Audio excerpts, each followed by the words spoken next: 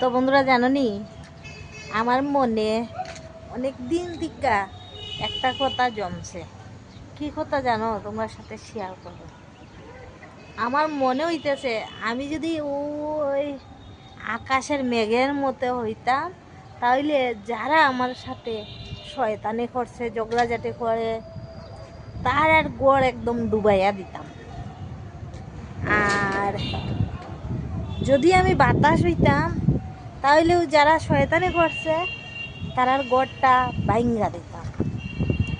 আর যদি আমি ফাঁকি হইতাম, তে সবচেয়ে খতরনাক ফাঁকি হইলাম না ওইয়া। এরা যখন আটলো নে, তখন মাথার মধ্যে টুকটুক দিয়া বুঝাই দিতাম যে আমার লগে শয়তানি করাটা ঠিক নাই। আর যদি আমি শয়তান হইতাম, তাহলে তার কইয়া লাভ নেই, কি করলাম না, বাইরা দুইরা ভাঙ্গা রুঙ্গা সব নষ্ট করে দিলাম।